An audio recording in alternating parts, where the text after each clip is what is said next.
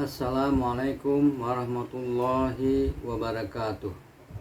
Waalaikumsalam warahmatullahi wabarakatuh.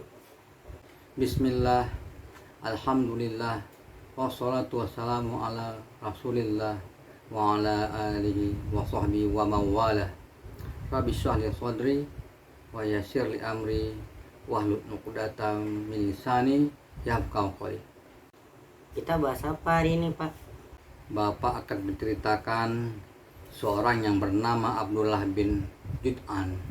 Ia hidup di masa Nabi Muhammad SAW masih muda, dan wafatnya ia sebelum Nabi Muhammad SAW diangkat menjadi nabi. Di masa hidupnya, Abdullah bin Jud'an adalah seorang yang sangat terkenal di kalangan kaum Quraisy Makkah. Bahkan ia juga terkenal di luar dari negeri Makkah. Apakah yang menyebabkan ia terkenal di luar negeri Makkah? Abdullah bin Jud'an mempunyai kebiasaan yang baik, yaitu ia suka memberikan makan kepada orang-orang yang datang untuk menunaikan ibadah haji. Ia suka menyambung tali silaturahim.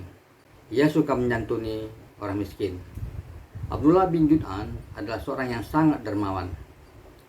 Ia juga suka membela kebenaran dan membela kaum yang lemah.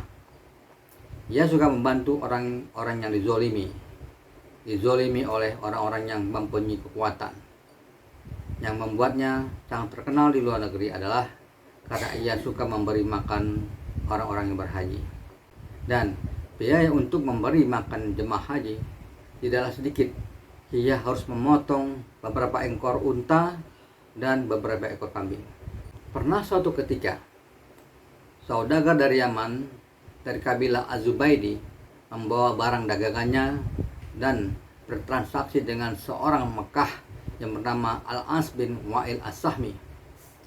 Ternyata setelah barang-barang itu diambil, Al-As bin Wa'il As-Sahmi tidak mau membayar. Az-Zubaydi tidak mempunyai kekuatan dalam mempertahankan haknya untuk meminta pembayaran. Sedangkan Al-As bin Wa'il As-Sahmi mempunyai pasukan yang kuat. Akhirnya Az-Zubaydi naik ke atas gunung Jabal Abi Qubais yang ada di Ka'bah ketika orang-orang Quraisy sedang berkumpul. Ia berteriak dengan suara yang lantang menuntut haknya agar ia ditolong. Berita itu sampai ke Abdullah bin Jud'an. Abdullah bin Jud'an pun segera berupaya membantu saudagar dari Yaman tersebut. Tetapi ia tidak bisa menyelesaikan masalah ini sendirian. Ia harus meminta pertolongan dari beberapa kaum suku Mekah untuk bisa mendudukan Al-As bin Wa'il As-Sahmi secara diplomasi. Akhirnya Abdullah bin Jud'an berhasil mendapatkan dukungan dari 3 bani. 1. Bani Taim, sukunya sendiri dan juga suku yang sama dengan Abu Bakar Siddiq radhiyallahu anhu. Kedua, Bani Hashim, keluarga Nabi Muhammad SAW dari pihak bapak. Ketiga, Bani Zuhrah, keluarga Nabi Muhammad SAW dari pihak ibu.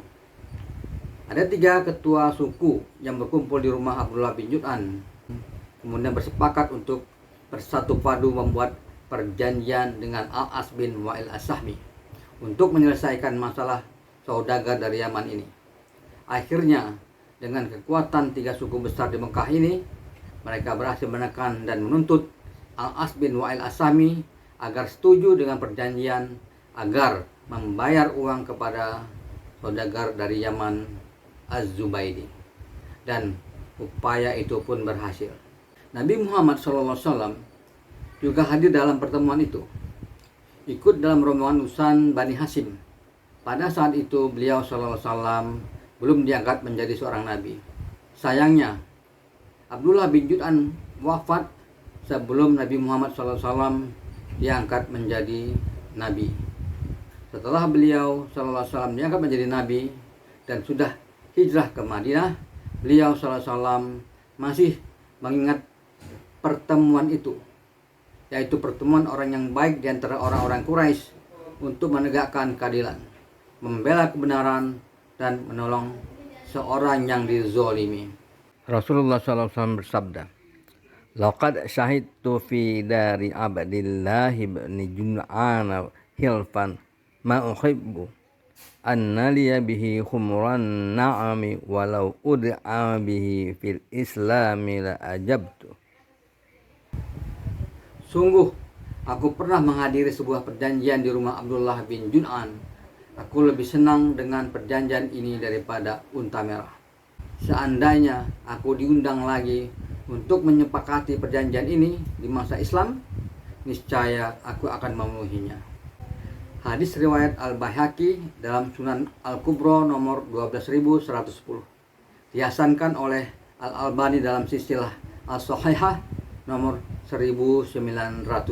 Ini adalah pengakuan Nabi Muhammad SAW terhadap sebagian kebaikan yang masih ada di dalam zaman jahiliyah. Abdullah bin Jun'an adalah kerabat dari Aisyah radhiyallahu anha. Mereka sama-sama dari Bani Taim. Satu hari Aisyah radhiyallahu anha bertanya kepada Nabi Muhammad SAW, "Ya Rasulullah, Ibnu Jun'an kana fil jahiliyah yasilur rahim wa yut'imul miskin.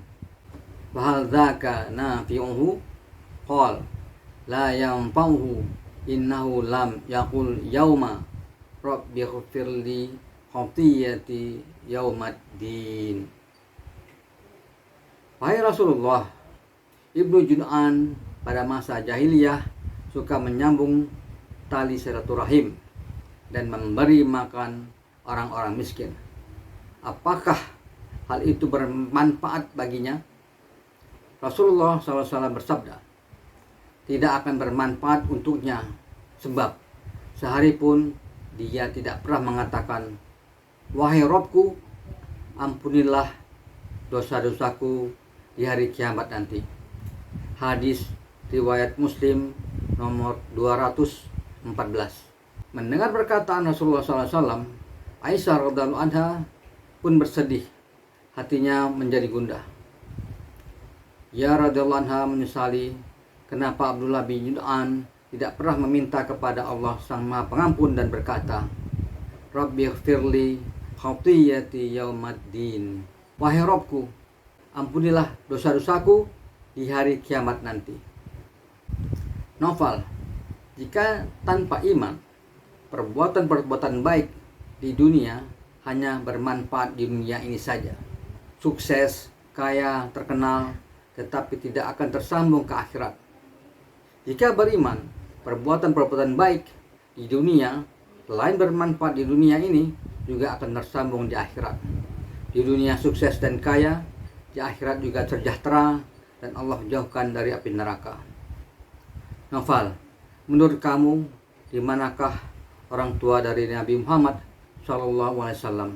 Di surgakah atau di nerakakah? Menurut Naufal, orang tua Nabi Muhammad SAW ada di surga. Mengenai orang tua dari Nabi Muhammad SAW, kita akan bahas di lain waktu kali ya. Iya Pak. Bapak selesaikan sampai di sini dulu pembahasan kita tentang Abdullah bin Jun'an. Wallahu a'lam bishawab. Subhanakallahumma wa bihamdik, asyhadu an la ilaha illa anta, astaghfiruka wa atubu ilaik. Assalamualaikum warahmatullahi wabarakatuh. Waalaikumsalam warahmatullahi wabarakatuh.